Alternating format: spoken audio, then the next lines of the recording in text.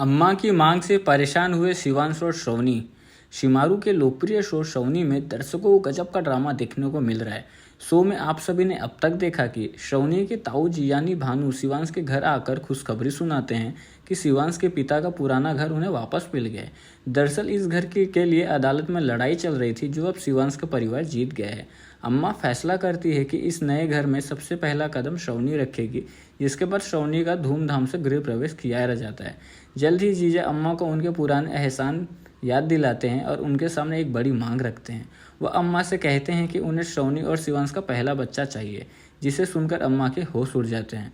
वह अम्मा से कहते हैं कि शिवांश की बहन कभी भी मां नहीं बन सकती, इसलिए उन्हें शिवांश और शौनी का बच्चा चाहिए। इसके अलावा वे अम्मा को सिर्फ 9 महीनों का समय देते हैं, जिसे अम्मा को मजबूरन मानना पड़ता है।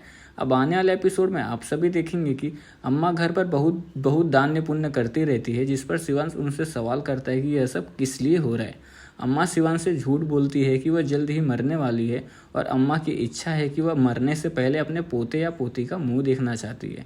अम्मा की इस मांग को सुनकर शौनी और शिवांश के होश उड़ जाते हैं। अब देखना यह दिलचस्प होगा कि क्या शौनी और शिवांश अम्मा की मांग को पूरा कर पाएंगे।